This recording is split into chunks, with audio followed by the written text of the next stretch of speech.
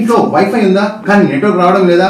90% wifi చూస్ చేస్తున్నారు కానీ wifi ఎలా వాడాలో చాలా మందికి తెలియదు.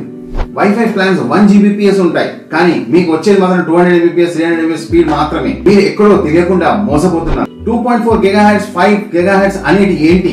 వైఫై రూటర్ లో ఉన్న బ్లూ పోర్ట్ ఏంటి?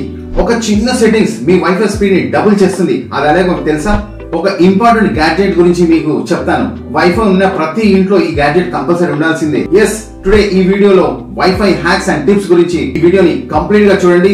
ఈ వీడియోకి ఫస్ట్ టైం వచ్చిన వాళ్ళు సబ్స్క్రైబ్ చేసుకోండి, అలాగే లైక్ చేయండి, షేర్ చేయండి. నా పేరు విఘ్నేష్, మీరు చూస్తున్నారు Vignesh tech in Telugu. So video మొదలు పెడదాం.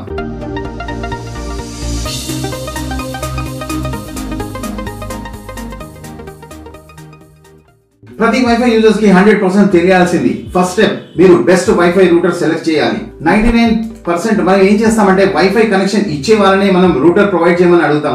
ఎవరైతే సర్వీస్ ప్రొవైడర్ ఉంటారో వాళ్ళు ఫ్రీ అనే వరకు మనం ఆ రూటర్ తీసుకున్నాం. మనకు వచ్చేసి వాళ్ళు నార్మల్ రూటర్ అయితే ఇస్తారు. చాలా మంది 1 లేక 2 యాంటీనాలు ఉన్న వైఫై రూటర్ తీసుకుంటారు. అదే కనెక్షన్ ప్రొవైడర్స్ కూడా అదే మనకి ఇస్తారు. ఇది చాలా చిన్న నాలెడ్జ్ పాయింట్. మీరు వైఫై రూటర్ కొనే ముందు 2 టైప్స్ కనిపిస్తాయి. Single band with wifi router ఉంటుంది, అది వచ్చేసి మన 2.4 GHz ఉంటుంది. డ్యూయల్ బ్యాండ్ వైఫై రూటర్ ఉంటుంది, అది వచ్చేసి మన 5 GHz తో ఉంటుంది. టెక్ ఇంట్రెస్ట్ ఉన్న వారికి ఈ విషయం ఆల్రెడీ తెలిసి ఉంటుంది. జస్ట్ నాలెడ్జ్ కోసం చెప్తున్నాను. Triple band with wifi router కూడా ఉంటుంది. మీరు వైఫై కొనేటప్పుడు చాలా వరకు సేల్స్ మెన్స్ మీకు సింగిల్ బ్యాండ్ రూటర్ సజెస్ట్ చేస్తారు. అక్కడే మనం మోసపోతాం.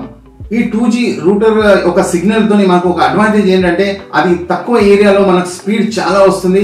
మోస్ట్లీ మనకు 100 Mbps 70 Mbps స్పీడ్ అయితే చాలా వస్తుంది. అలాగే 5G వచ్చేసి మనకు రేంజ్ తక్కువ ఉంటుంది కానీ స్పీడ్ సూపర్ ఫాస్ట్ గా ఉంటుంది. ఇది 1 Gbps స్పీడ్ అయితే వస్తుంది. అంటే మీరు 200 Mbps 300 Mbps 400 Mbps 500 Mbps కూడా మీకు స్పీడ్ అయితే చూడడానికి దొరుకుతుంది. చాలా మంది 99% పీపుల్ ఒక చిన్న మిస్టేక్ అయితే చేస్తారు. అది 1 Gbps ఇంటర్నెట్ ప్లాన్ కొంటారు. వాళ్ళు కొన్న తర్వాత వాళ్ళకు నెట్వర్క్ సిగ్నల్ రావడం లేదు, బ్యాండ్ విడ్త్ స్పీడ్ లేదు అని చెప్పేసి కంప్లైంట్స్ అయితే ఇస్తుంటారు. ఎందుకు వాళ్ళకి స్పీడ్ 40 to 50 Mbps మాత్రమే వస్తుంది. కానీ మీరు dual band with wifi router తీసుకుంటే మాత్రం మీకు 2G ఇంకా 5G 2 నెట్వర్క్స్ అయితే మీకు చూడడానికి ఉంటాయి. మీరు మామూలుగా మీరు వైఫై కనెక్ట్ చేసుకున్నప్పుడు మీకు 2 బ్యాండ్ విడ్త్స్ అయితే కనబడతాయి. ఒకటి 2 GB కనబడుతుంది, ఇంకోటి 5 GB కనబడుతుంది. మోస్ట్లీ ఇది అందరికీ తెలుసు. సో మీరు 2.4 GHz బదులు 5 GHz నెట్వర్క్ ని కనెక్ట్ అయితే మీకు స్పీడ్ మాత్రం చాలా, మీ ఇంటర్నెట్ స్పీడ్ బూమ్ అయిపోతుంది. సూపర్ ఫాస్ట్ గా స్పీడ్ ఉంటుంది. మీరు ఎప్పుడైనా సరే dual band with wifi router అయితే ప్రిఫర్ చేయండి. మనకు నెక్స్ట్ టాపిక్ వచ్చేసి wifi network issue.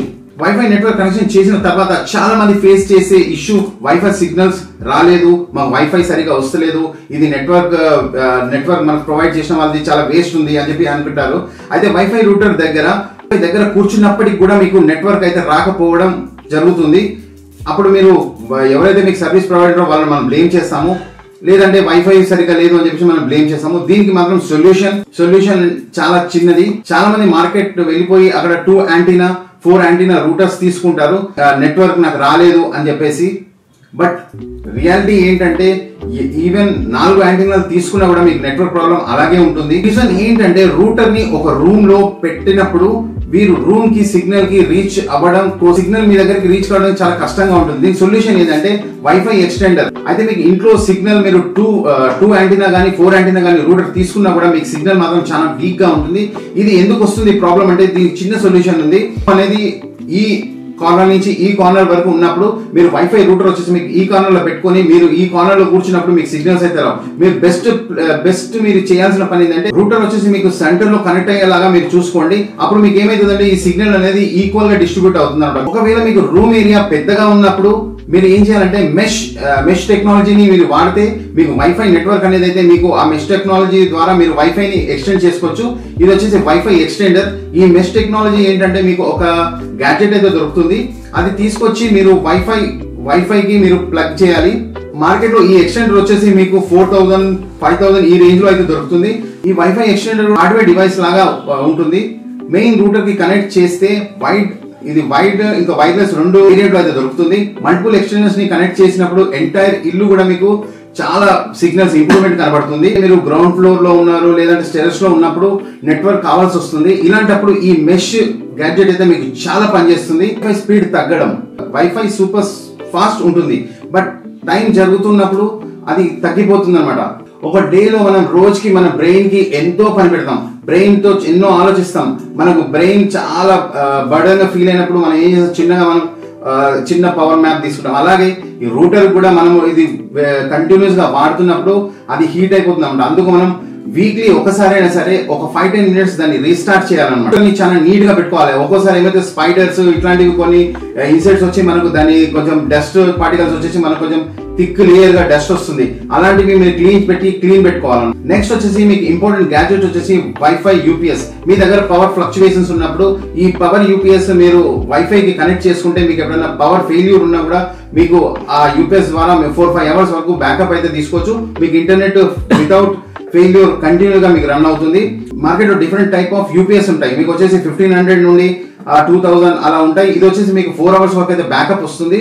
Next important setting వచ్చేసి మీకు వైఫై సెట్టింగ్. ఈ నాలెడ్జ్ కొంచెం ఉండాలి మీకు. వైఫై రూటర్ బ్యాక్ సైడ్ లో మీకు WPS ఉంటుంది అనమాట. ఎప్పుడైనా మీ చుట్టాలు ఎవరైనా వచ్చేసి మిమ్మల్ని మీ వైఫై పాస్వర్డ్ చెప్తారా అన్నప్పుడు మీరు ఆ WPS యూజ్ చేసుకుని వాళ్ళకు డెడికేటెడ్ పాస్వర్డ్ అయితే ఇవ్వచ్చు.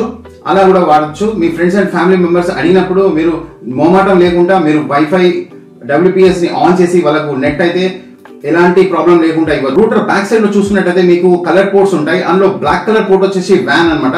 అది వచ్చి వైడ్ ఏరియా నెట్వర్క్ అనమాట.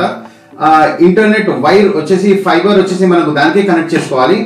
పక్కనే మళ్ళీ మనకు ఎల్లో కలర్ పోర్ట్స్ అయితే కనబడుతుంటాయి. ఇది వచ్చేసి LAN, ఎథర్నెట్ కేబుల్ కనెక్ట్ చేయడానికి ఆ పోర్ట్స్ అయితే యూజ్ అవుతాయి అనమాట. అనదర్ బటన్ వచ్చేసి ఇది రీస్టార్ట్ బటన్. బై మిస్టేక్ గా ఈ రీసెట్ బటన్ ని మాత్రం ప్రెస్ చేయకండి.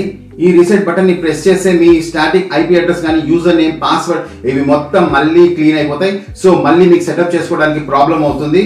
దయచేసి ఇట్లాంటిది మీకు దీని గురించి మీకు నాలెడ్జ్ ఉంటేనే ఆ బటన్ ని మాత్రం ప్రెస్ చేయండి. సో ఫ్రెండ్స్, ఇవి కొన్ని వైఫై రూటర్ మనం ఎలా సెట్ చేసుకోవాలి, ఎలా పర్చేస్ చేసుకోవాలి, ఇంకా వైఫైని మనం ఎలా యూజ్ చేసుకోవడానికి ఒక చిన్న ఇన్ఫర్మేషన్.